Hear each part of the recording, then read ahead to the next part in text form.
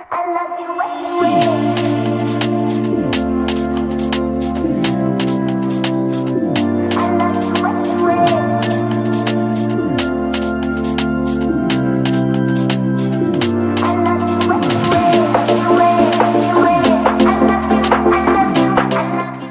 cuy, balik lagi sama gua Gani. Hari ini kita akan ngerakit PC bukan Ryzen teman-teman, tapi Intel Ultra yang total harga segini 26,3 jutaan harusnya ya, pakai Intel Ultra 7 265KF beserta RTX 5070 ya.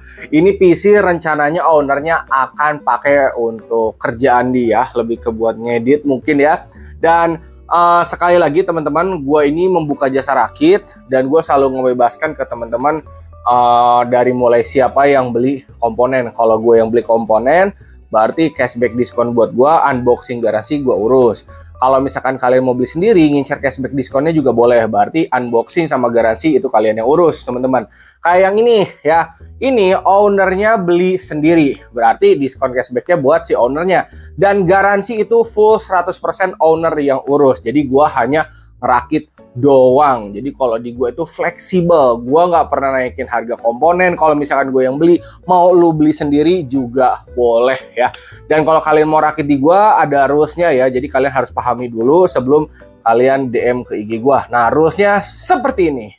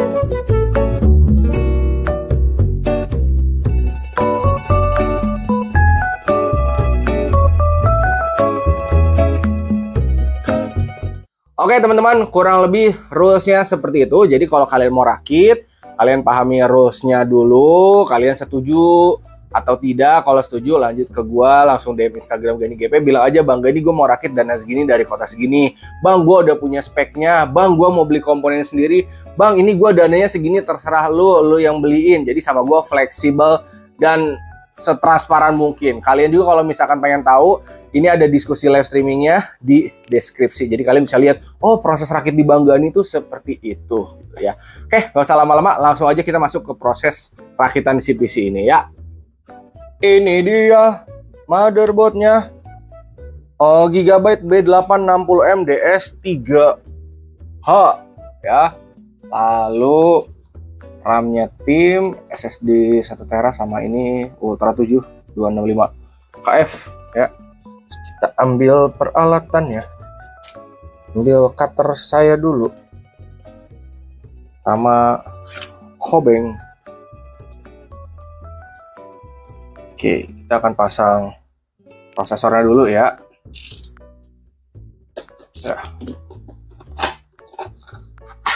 Nah, Bang, seri K kan kalau mau overclock mau bawa Z, iya guys. Tapi apa-apa di mau bawa B juga dulu, gak usah overclock, default aja. Itu juga udah enak banget kok. Gaming edit udah enak guys. Sudah enak. Oke. Nah, ini udah rapat ya. Ya guys. Sip. Nah, kita keluarin lagi. Ini ntar pakai water cooling, cuma gue belum unboxing guys water coolingnya. Intel tuh pakai bracket apa langsung ke sini ya? Apa gimana ya? Gue lupa guys. Ntar kalau ada bracket gue pasang off cam aja deh. Tahu-tahu kepasang ya.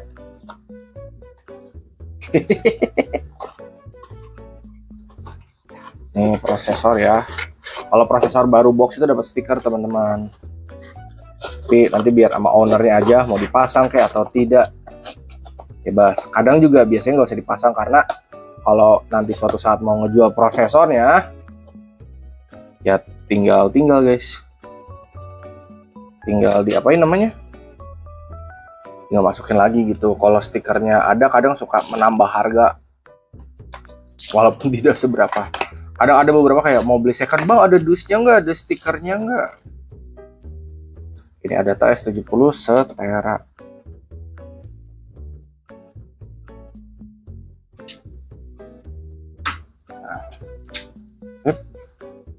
Sini plastiknya dimasuk ke sini ya.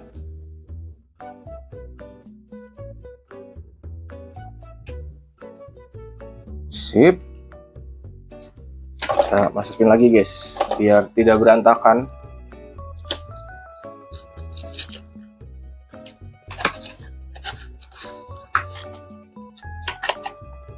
Nah, terakhir baru RAM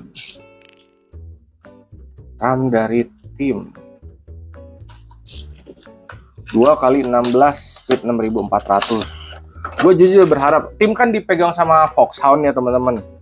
Gue berharap Foxhound itu mereka juga kan megang brand King Bang ya. Gue berharap King Bang di restock lagi guys yang 2x16 speed 6000 harganya 1,4 1,5 juta itu worth it anjir. Kalau misalkan loncatnya ke 1,7 1,8 juta paling bener belinya kayak gini speed yang 6400 guys. Ya, tapi nggak apa-apa ini bekal juga. Sip, Mobo, prosesor RAM, SSD udah. Sekarang kita menuju ke casing ya. Ini dia guys casing Aigo C218M ya. Untuk kabel manajemen gue udah rapihin di awal ya. Dari casing semua turun ke sini ya. Jadi dia tuh ada dua lubang kabel tis kiri dan kanan, gue pakai yang kiri. Untuk fan belakang ini nanti aja. Sama di sini gue udah pasang IO shield, gue udah buka yang buat VGA, sama dipasang apa nih stand off buat motherboard ya, itu dilakuin duluan. Power supply-nya ini untuk si Deepcool PN850M kabel udah gue rapiin semua. Jadi kalau gue biasanya ngelakuinnya di awal biar nanti pada saat kita rakit masukin atau nyolok-nyolokin kabel itu udah nggak pusing karena kabelnya tidak klewer-klewer ya. Tapi kalaupun misalkan kalian nggak mau ngerapihin ya kagak apa guys, itu mah subjektif. Mau lu rapihin boleh, nggak juga ya nggak apa-apa ya. Oke, power supply kita masukin, kita akan baut. Masukin power supply mah gampang lah ya, tinggal baut 4 titik. Oke. Terus guys, ini power supply kan ada on off. Udah biarin aja dia on. On off-nya jangan di sini, on off-nya di sini. On off-nya nanti dol lama-lama rusak. Harus ganti satu power supply mahal. Lu beli stop kontak yang ada on off-nya aja. Jadi on off-nya di stop kontak. Kalaupun on off stop kontak rusak, paling 50.000 100.000 lebih murah. Jadi on off-nya di stop kontak. Yang di power supply biarin aja dia on. Kalau kalian nanya, kan ini yang fungsinya bang di on off. Iya, cuman gue mah antisipasi aja sih guys ya. Itu kalau gue on off-nya di stop kontak ya. Oke, mau udah. Sekarang kita masukin motherboard. Kita masukin motherboardnya. Casing ini udah nggak ada aneh-aneh teman-teman, saking seringnya kita ngerakit pakai casing ini, dia udah lega ya. Cuman karena si IO shield-nya dia terpisah, pastiin lubang-lubang ini kagak ada yang nyangkut teman-teman ya. Sebelum kalian ngebaut, pastiin semuanya aman, lubangnya udah presisi. Kalau misalkan udah, baru kita baut ya. Oke. Biasanya kalau yang backplate-nya terpisah atau IO shield-nya terpisah, gua akan pasang dari tengah dulu teman-teman.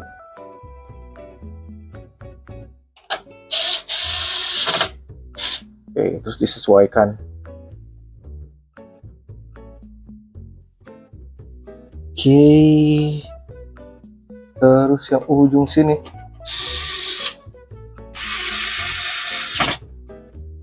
Lalu ujungnya lagi.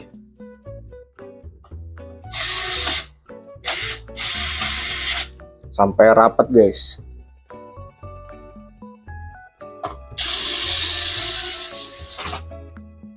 Lalu di sini, nah kalau ini nggak rapat, coba geser-geser lagi guys.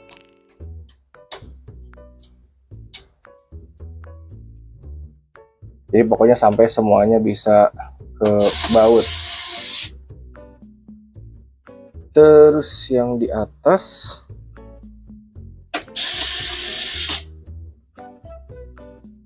terus di sini, sama yang terakhir di sini. Oke, abis ini gue akan colokin kabel ya. Kita off cam aja, lalu kita pasang fan bawah sama radiator sama water blocknya ya.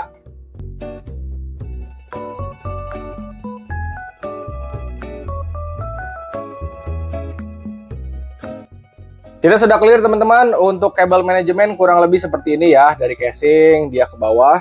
Oke. Lalu USB 3-nya naik lagi ke atas, terus ini audio USB 2 sama front panel ke sini. Tombol resetnya ke controller. Oke.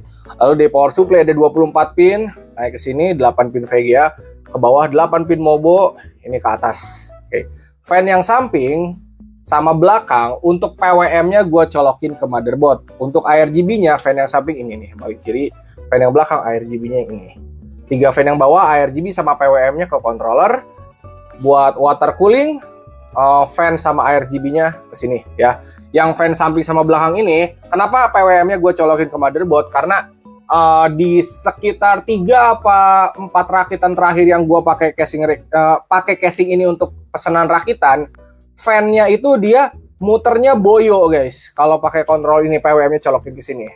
Jadi lampunya doang yang nyala. So jadi PWM-nya gue colokin ke motherboard, dan yang kemarin-kemarin juga yang pelanggan-pelanggan gue udah gue saranin colokin ke motherboard, akhirnya fan-nya muternya maksimal untuk fan yang samping sama belakang. Gue nggak ngerti apakah itu gara-gara fan-nya bawaan atau emang tidak maksimal kalau pakai controller. Jadi gue colokin ke motherboard lah istilahnya ya. Oke, sekarang kita tutup dari mulai apa itu namanya? Das filter atas, terus sekarang ini side panel ya. Casing ini mah lega, jadi nggak akan susah ya. Sekarang kita tinggal pasang VGA-nya aja. Sip. Nah, ini udah gue lepas ya. Nah, untuk VGA-nya di sini gue sudah buka, teman-teman. Si Gigabyte 5070 ini sudah saya buka. Karena tadi gue habis bikin video unboxing. Soalnya ini VGA-nya belum pernah gue cobain, guys. Ini untuk 3 fan termasuk kecil guys.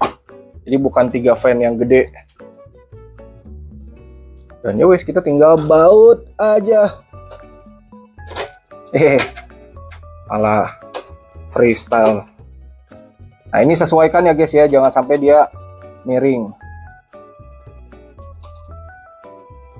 Kalau misalnya miring, dinaik turunin aja guys. Kalau udah tinggal kencengin.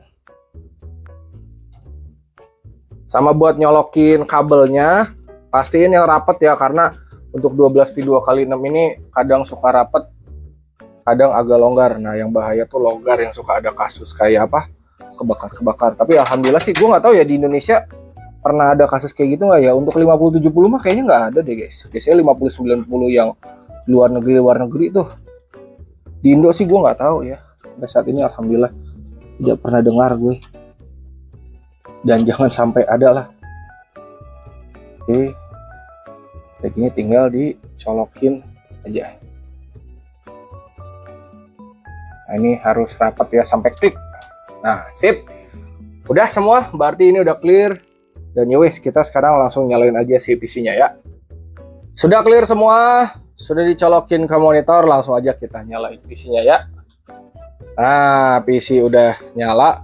Ini kita sambil cek remote-nya juga ya, nanti karena kita akan ganti warnanya. Kalau RAM itu gantinya pakai aplikasi teman-teman ya. Sudah bisa sih. Nah, sip ya. Remote juga bisa. Kita tunggu masuk ke layar. Nah guys, sudah masuk ke layar, udah kebaca ya B860MDS 3H, Ultra 7265KF. Ini RAM udah kebaca, NVMe udah kebaca, suhu juga di sini aman ya. Oke, yowes, video kali ini sampai sini aja. Nextnya akan ada testing teman-teman. Jadi hatur nuhun, terima kasih dan thank you. Kalau minat linknya udah gua drop di deskripsi. Kalau ada yang mau rakit gas DM Instagram Gani GP. Oke.